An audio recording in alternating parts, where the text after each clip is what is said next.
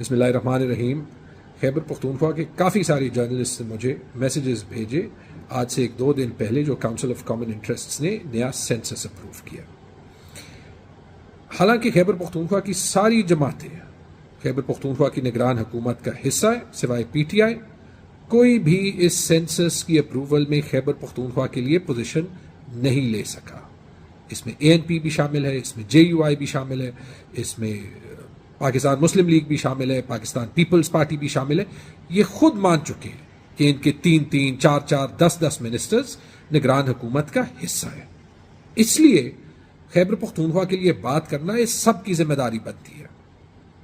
پہلی چیز، اگر یہ سینسس کی اپروول ایک ایسے وقت پہ ہوتی جب ہر صوبے میں منتخب حکومتیں بھی ہوتی تو میرے خیال میں یہ ایک بہت بڑا سوال ہے کہ حکومت کے ٹائم پورا ہونے سے 1-2 دن پہلے کیا سی سی آئی ایک نئے سینسس کو اپروو کر سکتی تھی، کیونکہ جب آئین کہتا ہے کہ الیکشن نئے سینسس کے تحت ہوگا تو آئین کی جو سب سے ایک بنیادی شک ہے کہ الیکشن 90 دن میں ہوگا، تو پھر میرے خیال میں اگر یہ سینسس کورٹ میں چیلنج کیا جائے تو بہت مشکل ہے کہ کورٹ یہ کہے کہ آپ سینسس اپروو کرتے ہوئے الیکشن کو ڈیلے کر سکتے ہیں. دیکھیں، خیبر پختونخوا میں اور پنجاب میں آلریڈی 200 دن سے غیر منتخب حکومتیں ہیں، اور اس سینسس کی اپروول کی وجہ سے شاید سال تک یا اس سے زیادہ بھی جو ہے وہ نان الیکٹڈ حکومتیں رہیں.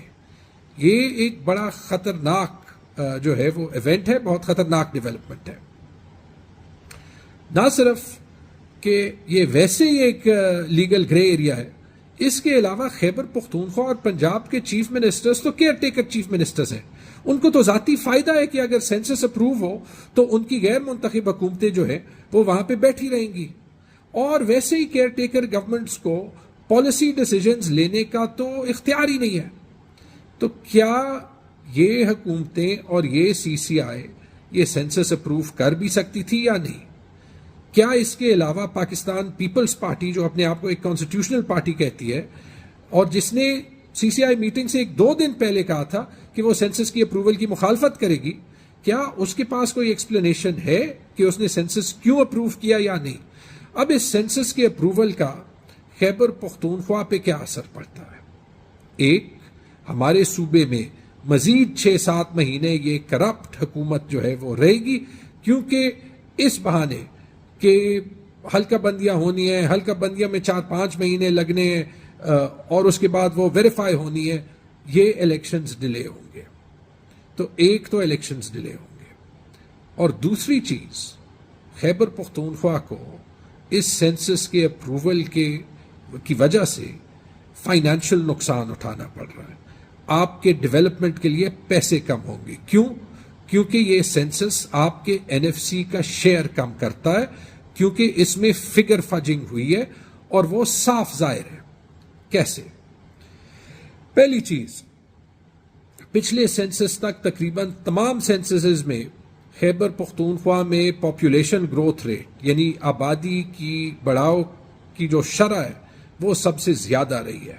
2017 کے سینسس میں خیبر پختونخوا کی پاپولیشن انکریز جو تھی وہ 2.82% تھی. مزاحیہ طور پر 2023 کے سینسس میں خیبر پختونخوا کی پاپولیشن گروتھ ریٹ 2.38% ہو گئی ہے اور پورے پاکستان میں سب سے کم ہو گئی ہے. اب یا تو اس کی کوئی وجہ ہو، لیکن پورے پاکستان میں پاپولیشن کنٹرول پہ، فیملی پلاننگ پہ کوئی کام نہیں ہوتا. تو یہ کیسے ممکن ہے کہ 5 سال کے اندر بغیر کوئی کام کیے خیبر پختونخوا میں بچوں کے پیدا ہونے کی شرح جو ہے وہ سب سے کم ہو گئی ہے؟ یہ ہو ہی نہیں سکتا. یہ کوئی بھی آپ کو اسٹیٹسٹیشین بتا دے گا کہ یہ 5 سال میں ممکن ہی نہیں ہے. اس کے علاوہ آج سے صرف کوئی 2.5 مہینے پہلے انٹرم سینسس کے ریزلٹس ریلیز ہوئے تھے، اور اس میں 2 چیزیں واضح تھیں. ایک، اس وقت بھی حیران کن طریقے پہ بلوچستان کی آبادی 1.2 کروڑ سے 2.6 کروڑ تک جو ہے وہ انکریز ہوئی تھی، اور پنجاب کی آبادی 120 ملین یعنی 12 کروڑ دکھ رہی تھی، جس کی وجہ سے سینسس میں یہ کہا جا رہا تھا کہ بلوچستان کی 8 نشستیں زیادہ ہوں گی اور پنجاب کی 8 نشستیں کم ہوں گی. ابھی جو سینسس اپروو ہوا ہے 2 مہینوں میں، جس کا کسی کو یہ ڈیٹا کا پتہ نہیں، ایک دم سے بلوچستان کی آبادی 20.6 ملین سے یعنی 2.06 کروڑ سے کم ہو کے 14.9 ملین ہو گئی ہے، یعنی 1.49 کروڑ ہو گئی ہے. تقریباً آدھا کروڑ جو ہے وہ کم ہو گئی ہے. یہ کیسے ممکن ہے؟ اور اتفاق سے پنجاب کی آبادی 12 کروڑ سے 12.7 کروڑ ہو گئی ہے، اور پنجاب کو اپنی 8 سیٹیں واپس مل گئی ہیں اور بلوچستان کی 8 سیٹیں کم ہو گئی ہیں. کم از کم یہ ایک ایکسپلینیشن تو مانگتا ہے. اور اگر ان 2 مہینوں میں ان 2 صوبوں کی آبادی میں اتنا فرق آ گیا تو باقی صوبوں میں کیا ہوا ہے؟ کوئی ایکسپلینیشن نہیں. شاید اگر خیبر پختونخوا سے کوئی اس میٹنگ میں جاتا تو کم از کم یہ پوائنٹس تو اٹھاتا، لیکن جو تصویر آئی تھی اس میں خیبر پختونخوا کے نگران وزیر اعظم تھے ہی نہیں، اعظم خان صاحب تھے ہی نہیں، اور بعد میں پتہ چلا کہ انہوں نے ویڈیو کانفرنس پہ اٹینڈ کی. یہی تو مسئلہ ہوتا ہے نان منتخب حکومتوں کی، ان کو پرواہ ہی نہیں ہوتا ان کا، کیونکہ عوام کا ان پہ پریشر ہی نہیں ہوتا.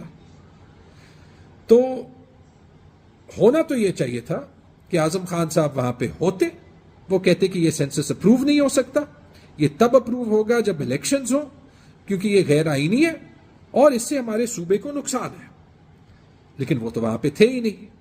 ان کے منسٹرز جو ANP کے، جو JUI کے، جو پیپلز پارٹی کے، جو مسلم لیگ کے، وہ بھی وہاں پہ نہیں تھے. اگر ہوتے تو شاید یہ ڈسکس کرتے کہ چلے اگر سینسس اپروو کرنا ہے تو یہ تو گارنٹی لے لیں کہ خیبر پختونخوا کو جو 1998 کے سینسس کے مطابق پیسے مل رہے ہیں وہ کرنٹ سینسس کے مطابق ملے، اور 2017 کے بعد والے پیسے 2017 کے سینسس کے مطابق ملے، اور اس کی وجہ سے خیبر پختونخوا کو 300-400 ارب روپے ایکسٹرا مل سکتے تھے. یہ تو منوا دیتے. اس کے ساتھ کم از کم یہ تو منوا دیتے جب CCI کی میٹنگ اتنے ٹائم کے بعد ہو رہی تھی کہ جو قبائلی اضلاع کے پیسے باقی صوبوں سے نہیں مل رہے، کہ اگر وہ 3% نہ ملے تو کم از کم اتنا پیسہ تو ملے کہ خیبر پختونخوا کے باقی اضلاع کے پیسے جو ہے وہ قبائلی اضلاع پہ نہ لگے، اور جو پورے ملک کی ذمہ داری ہے قبائلی اضلاع کو پیسے دینا وہ ملے. کیونکہ صرف اس سال وفاقی حکومت اور باقی صوبے جو ہے وہ قبائلی اضلاع کو 56 ارب روپے صرف تنخواہوں کے کم دے رہے ہیں. اس پہ بات ہوتی نہیں ہوئی. تو یہ سارا آپ کو ثابت کرتا ہے کہ یہ جو غیر منتخب حکومت ہے، جو کہ پولیٹیکل انجینئرنگ کے لیے 1 مہینے میں 20 ارب روپے تو آٹے پہ لگا سکتی ہے، جس میں کئی اموات ہو سکتے ہیں، لیکن وہ حکومت جس میں یہ ساری پارٹیاں موجود ہیں خیبر پختونخوا کے حق کے لیے، خیبر پختونخوا کی ڈیولپمنٹ کے لیے کوئی آواز نہیں اٹھا سکتی. وہ ایک غیر آئینی کام کر سکتی ہے جس سے آپ کا الیکشن بھی ڈیلے ہو، اور جس سے جو ہے وہ خیبر پختونخوا کو جو مالی حصہ ملتا ہے وہ بھی کم ہو. بہت افسوس کی بات ہے.